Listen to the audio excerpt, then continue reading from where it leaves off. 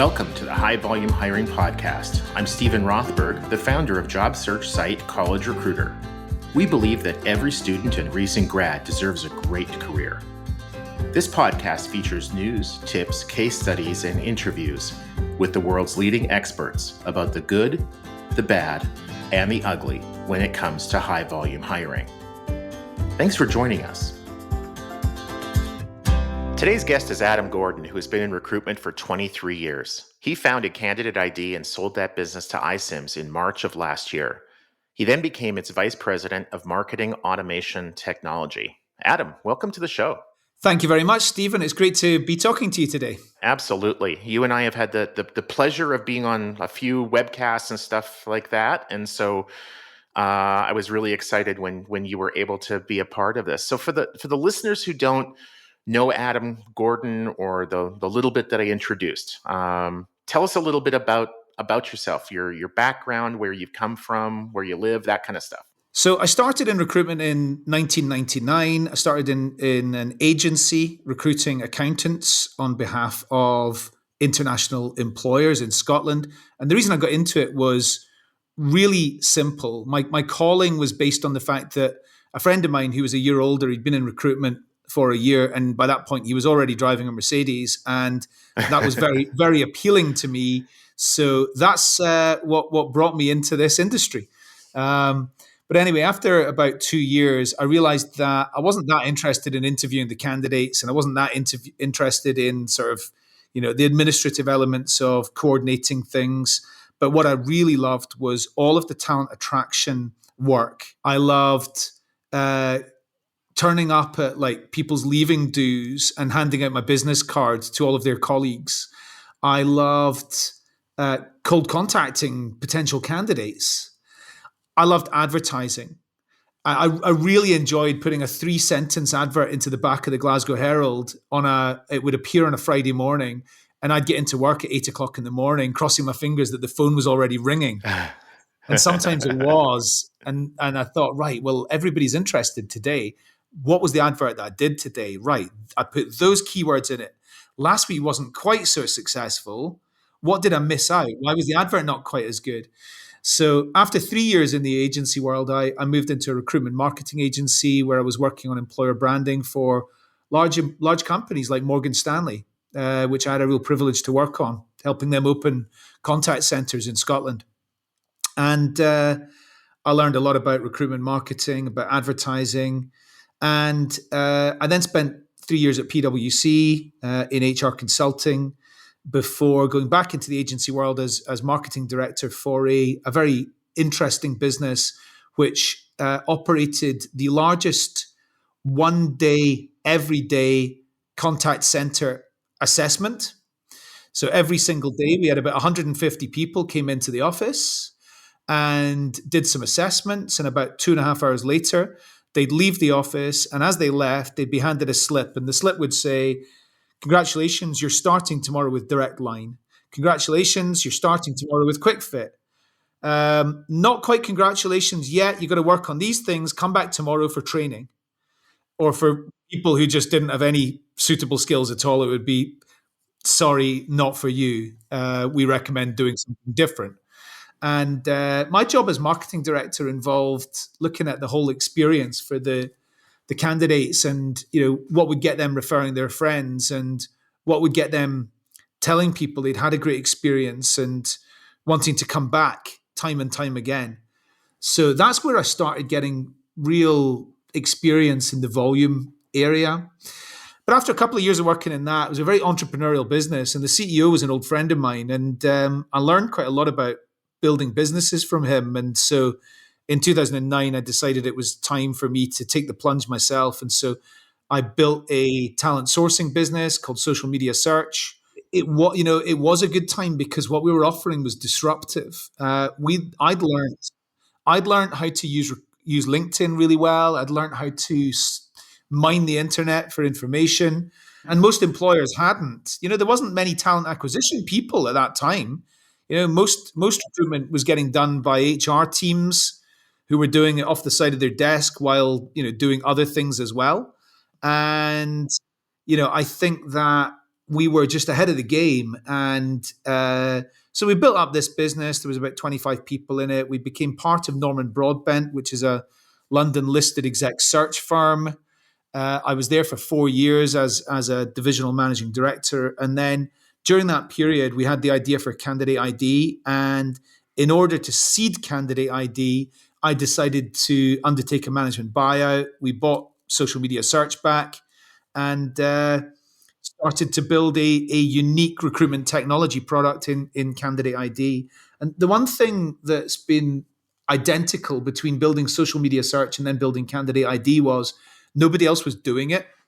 And so they were both unique. And the thing that really drives me is being first to market, bringing things into the market which is making recruitment better, either for candidates or for recruiters or for hiring managers, or ideally for all three. And I'm really driven by making talent acquisition better, and that's my sort of why I remain in this industry, and I really love it. Oh, that's awesome. And when you were going through some of the early work history, it really struck me that a lot of the recruitment marketing work that you were doing 15, 20 years ago, to people who are new to our industry, it might be kind of like, well, so what? There's a lot of people who do that. And they're right. There are a lot of people who do that now, but not 20 years ago. Recruitment marketing was really rare 20 years ago. I mean, you had people who were doing that work, but very few people whose entire job was recruitment marketing, or even, like you said, like talent acquisition. It was far more normal to have like an HR manager, an HR director who, 20 hours a week, they were working on, payroll and benefits. And then, another couple hours a week, breaking up fights in the lunchroom. And then another couple of hours a week, posting ads in newspapers. It wasn't the focus for very many people. This is right. And one thing I think, I'm always reticent to say this, especially on an American podcast, but the truth is recruitment marketing and employer branding is a more mature discipline in the UK than it is in the USA. Uh-huh. And, yeah, I feel like every time I say that, it's controversial, but people don't tend to disagree with me. There are some agencies in the USA which are, have got illustrious histories which are as long as the history of the agencies that are in the UK. And I'm thinking about Shaker Recruitment Marketing, for example. And that's a third generation business now, and so it goes back a long time. But that was very rare in the US, and for servicing big metropolitan markets like, say, New York, absolutely, that's been something that has been a long established in the US, but much more niche in the US, because the difference between the UK and the US is the UK is considerably more populated than even the big states like California and New York and Texas.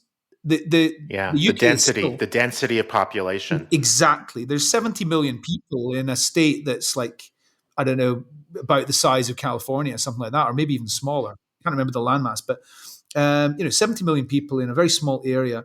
And as a result, you've actually got to work a lot harder to try and get your company into the minds of the people that you might want to hire, because there's so much competition. If you're in the Netherlands, it's even more intensified. That's 17 million people in a land space half the size of Scotland. I mean, it's really intensified there. Whereas in the US, because it's so much more spread out, employers tend to be a bit more famous in the local area. So in most medium-sized cities, there's a handful of employers which are, everybody knows them. Everybody in the city knows them. And in the UK, it's just the competition's too much for that. So that's, I think, why the concept of recruitment marketing and employer branding took off. It might have taken off at the same time, but it probably took off on a more widespread basis in the UK. And that's why I agree with you. 20 years ago is a long time ago to have been specializing in that area. We'll be back right after this break. The world's best-known investor and Wall Street expert Warren Buffett once said, "Wall Street is the only place that people ride to in a Rolls-Royce to get advice from those who take the subway." Mr. Buffett's quote is remarkably accurate, but how many people would rather receive advice from him than someone simply guessing? Welcome to Buy, Hold, Sell, your single source for Wall Street knowledge and profitable guidance. Please join me, Todd Schoenberger, and fellow trader Tobin Smith, as well as host Veronica Dudo, for a podcast known to move the needle for investors. Tobin and I are seasoned Wall Street executives with deep investment experience, and we are prepared to share our advice to those who choose to listen. Download Buy, Hold, Sell today on the Evergreen Podcast Network or your favorite podcast channel. Welcome back to the High Volume Hiring Podcast. There are definitely things that are more advanced in the US than elsewhere in the world. Programmatic advertising, for example, I think would be a really good example of that, where it has really caught on in the UK, but there's no doubt that it was much further ahead in the US for a while. But I've heard the same things about employment branding, that it was much more mature, much more developed in the UK than it was in the US. And some of the recruitment marketing agencies like the Shakers, the Radencies, et cetera, have looked wisely to the UK rather than trying to reinvent that wheel. What's already been working? Hey, they've been doing this for 40 years. Maybe we should just look at what they've been doing right and start there rather than trying to figure it out I ourselves. was just going to say, it wasn't unusual I mentioned that we did employer branding for Morgan Stanley. I mean, this is an American company, but it wasn't unusual for their HR teams in the US to contact us and say, hey, could you just tell us a bit more about, like, why have you decided on doing your advertising in this way? And why have you, because they just weren't necessarily doing the same things, and they were looking to learn. But certainly a lot of American businesses were our customers, for sure. Yeah, and yeah, some small nuances in campaigns. What color is the ad? Where is the call to action positioned? What is the call to action? What are the words that are used? And can make huge differences. It's not just about running an ad and you get applicants or not. It's you have to test, and it sounds like you certainly did that when running ads in the Glasgow newspaper. That last week's didn't work that well. This week's did. What are the differences? So it might simply have been the week. Well, you ran one during the holiday week and another one not. But it might simply have been one had the phone number at the end of the ad and the other one had the phone number in the middle of the ad. I mean, just little nuances like that can make a big difference. So you've obviously got a really strong recruitment marketing background. No surprise then about the founding of Candidate.ID, the success of Candidate.ID, the exit a little less than a year ago to our friends at iCIMS. For the listeners who don't know much about Candidate.ID, maybe you can explain sort of what it is and what recruitment marketing automation is, because I think those two things very much go together. Yeah, absolutely. So I want to refer, I guess, to the sort of mainstream definition of marketing automation, because in our industry, people are using it in a way which is a bit broader than really the kind of pedigree way of using it. We took our inspiration from mainstream marketing automation products like Pardot, Marketo, Eloqua, and HubSpot? HubSpot's not really a thoroughbred. HubSpot is a CRM website product, a bit of marketing automation. It's kind of a bit of all of these things. The thoroughbreds that we really took the most inspiration from would have been Pardot and Marketo.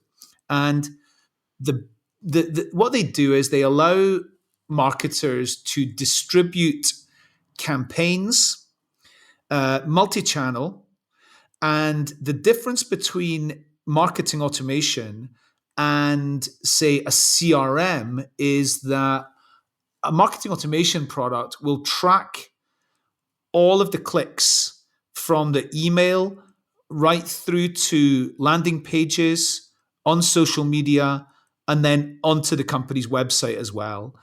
It will track those clicks and link them to a named individual.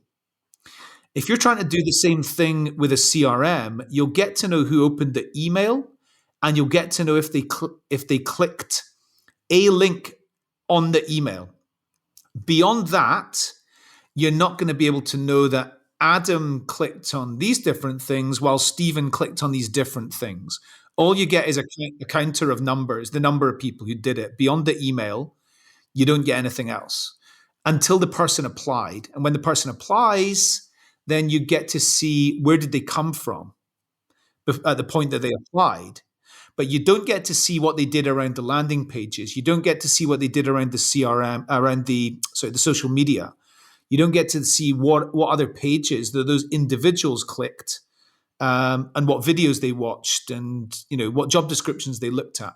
You get to see the numbers of people, but you don't get to see exactly who. So that's one of the key things that marketing automation does. The second thing it does is it scores all of those clicks, so that, one person can make 10 clicks and they're on 10 points. Another person can make 10 clicks and they're on 50 points, because the value of the clicks that they're making suggests that they're deeper into their journey. So if I'm clicking 10 links, which are all surface level content about a company's mission, its products, and things like that, then that doesn't suggest I'm ready for a conversation. But if I'm starting to click on things like job descriptions and a day in the life of, and things like that, then I'm clearly deeper into my journey, and I'm starting to try and picture myself in that organization. Would I like to work here? So there are, we think about it as top of the funnel, middle of the funnel, bottom of the funnel content. And at top of the funnel content, like, here's skills for software engineers, that's going to generate maybe 1 point. But bottom of the funnel content, like the software engineer job description, that's going to generate maybe 10 points. It's a much, much higher, more meaningful interaction. So that's the two of the main things that is unique about marketing automation. Yeah, that's a great explanation, and it really resonates with me. We use Pardot, and for the listeners who aren't familiar with it, it's a company that Salesforce acquired. Boy, I don't know, probably about 8 years ago, something like that. 2014. Okay, so I wasn't all that far off. Yeah, That's pretty 9 years good. ago, yeah. Not bad for COVID date memories. When we all have trouble remembering. Was that 2 weeks ago or 2 years ago? Can't remember. But how we use it at College Recruiter on the customer side is very similar to how you're describing it. We have all of our employer contacts, potential customers, existing customers, previous customers in Salesforce, and we have a score and a grade for every single contact. The grade is how interested are we in them? How likely is it that we think they're going to become a big customer? That's based on things like the size of the organization, geographically, if it's a US company versus a company in India, things like that, the job title of the individual. And then, like you're talking about the score, the way we describe it is that that's how interested they are in us. So yeah, if the employer clicks just to go to our homepage, that's great. That's interesting. They're interested in us, and we might add 10 to their score. And then that score just kind of accumulates over time. On the other hand, if they click to our pricing page, that's another level of interest, and much higher. If they do something like purchase from us online or attend a user conference that we're hosting, they're registering for something, that's a whole other level. So then we might add 200 points. And then that triggers for our sales team, if the grade is high and the score is high, that triggers a lead for our sales team. So on the recruitment side, if the candidate has a high grade and has a high score, it can trigger a lead for the recruiter and say, hey, Cindy, Fred over here, who's a software engineer and who has received a series of 8 of our emails right now, we continue to be interested in him, but he is now really interested in us. So if you had picked up the phone and called him 2 days ago, he may not have had enough interest, but he just clicked on a link to look at a job posting. And so if you pick up the phone right now and call him, there's a really good chance that you're going to get him to move or to actually complete that application.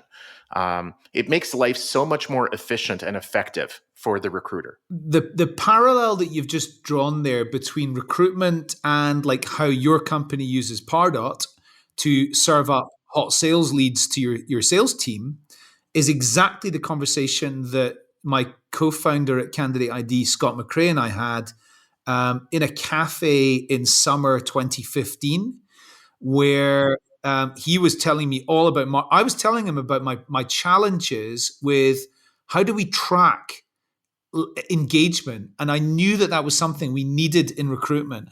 And he was talking to me all about marketing automation, and we just got out. He just drew some stuff out about mainstream sales and marketing. I drew out the same thing, but about talent attraction, and we just like showed each other, and it was almost a direct overlap. So we went, yeah, there's something here. We really need to build something. It's if you were not using Pardot, then Salesforce on its own might be able to tell you how many people were clicking on different things, but it's not going to allocate those points to named individuals. And that might sound like something like a niche piece of information, but it's really not. It changes the game for salespeople in the same way that it changes the game for recruiters. They don't want to go and find 100 people on LinkedIn and try and contact 100 people. They're much better off starting with a list of 100 people who they can filter by an engagement score, like a real-time engagement score. And when they've got that, what we found is that they can reduce their time to shortlist by 50%. So we've got good data around the effectiveness of this type of approach. Yeah, I heard one person.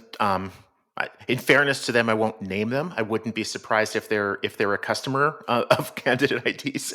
But the way that they described it is contacting not just the putting the right opportunity in front of the right candidate, which traditionally is what talent acquisition strives to do, but also at the right time.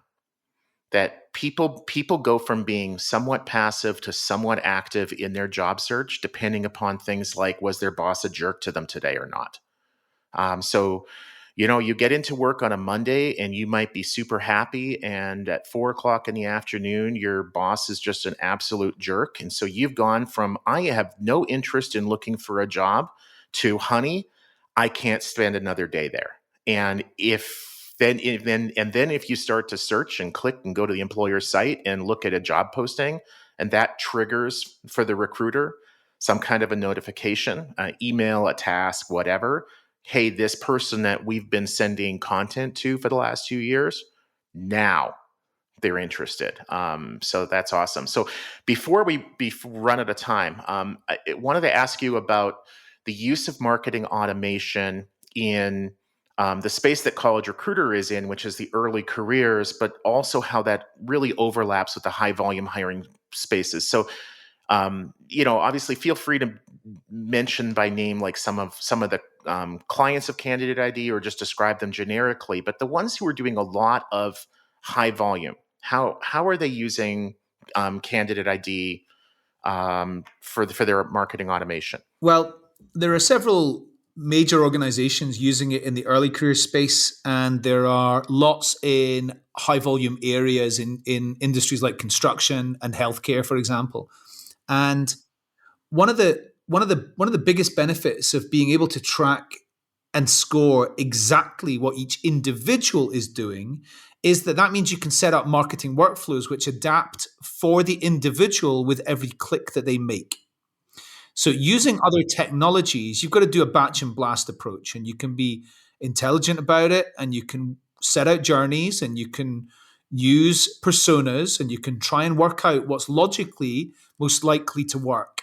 And you can then track how many people are clicking the different links, and you can then work out, what was effective and what wasn't, and you can adapt and iterate. With a marketing automation system, you can set up multiple branches of those campaigns so that Adam and Stephen both get an email. They both open the email. Stephen clicks on a link which is about skills for people in our industry, and then clicks on to watch a video. about skills for people in our industry, but does nothing else. So the next step for Stephen is 2 weeks later, he gets another email because we know he opens emails because he did it 2 weeks ago. And it's about skills for people in our industry. And it's more of the same sort of stuff that he was interested in last time. It'll give him the opportunity to click on other types of things. But if he keeps just looking at skills for people in our industry, that's what he'll keep getting. Adam clicks on skills for people in our industry, watches the same video that Stephen did, but then goes onto the career site, starts looking at does a job search, does not yet apply. What Adam gets next is, one day later, a message from a recruiter to say, hey, should we talk about opportunities at our company and find out how you fit in? And I'm like, well, actually, that's a real, good timing, because I was looking at opportunities at your company. Am I going to see this as a fluke? I'm going to see this as, the stars aligning, or am I going to know there's some automation and tracking happening in there? Whichever way it is, the timing's probably quite good. So this is just an example with 2 people, but you can set this up. You can have 1 million people in your talent pipelines, all getting 1 million different experiences based on the workflows that you've created. Now, what we know is if the experience appears more personalized, the people are more likely to keep clicking. And, when you've got a volume of people, first of all, your recruiters are not going to start talent sourcing in the healthcare and construction and contact center areas. They're going to have to rely on inbound contact. So if you can set out better journeys and better experiences, there's going to be more appropriate inbound contact. In the early career space, it's not necessarily early careers, and like age is not entirely synonymous, but it normally is. It's people who are typically late teens, early 20s. They're probably entering the workforce. And, as we know, in 2023, an 18-year-old in 2023 is very, very demanding about the type of experience that they expect, because they're used to TikTok and they're used to Instagram and they're used to technologies that are serving them totally personalized things. So, their interest in wading through content to find the right thing is zero. And so the more personalized the experience for people who are certainly 35 and under, I'm a bit more, this is really what I'm about to say, might be a bit of a stereotype, but the older somebody is, the less demanding they are about the experiences they're getting. And I know that's a generalization, but the truth is, the younger somebody is, they want things instantly. And so if you're giving them a better experience because it's automated, and it's more personalized as a result, then they're going to keep clicking. More of them are going to keep clicking, and they're going to develop a better relationship with your organization as a result. Yeah, absolutely. And for the listeners who aren't familiar with marketing automation, they're probably thinking, wow, this sounds like a ton of work. And there is more work up front, no doubt, in setting out those journeys. And it's just sort of like a continual revision. But then the amount of time that you save by not contacting people who they write, it's the right job, it's the right candidate, but there's no way that they're going to be moving to you at this point in time. Maybe 6 months from now, maybe 6 years from now.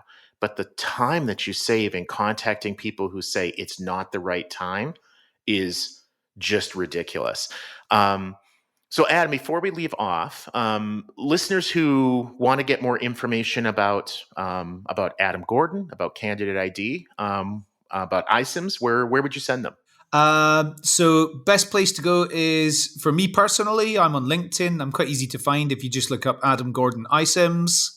And Candidate.ID is now known as iCIMS Marketing Automation. So you'll get more information by going onto icims.com and then clicking on the products tab, and it'll bring you down to marketing automation. You'll get more there.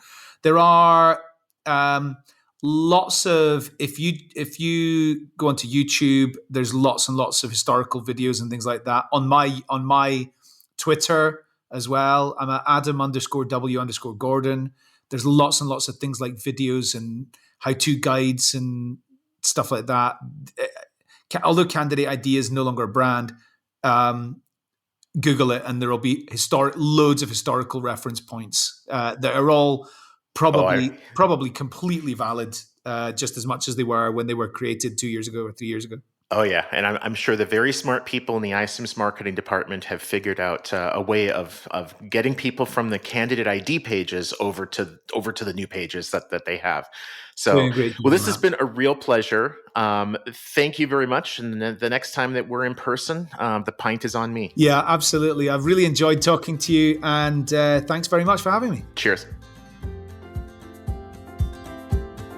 Thanks for joining us today on the High Volume Hiring Podcast. I'm your host, Stephen Rothberg, of job search site College Recruiter. Each year, we help more than 12 million candidates find great new jobs. Our customers are primarily Fortune 1000 companies, government agencies, and other employers who hire at scale and advertise their jobs with us.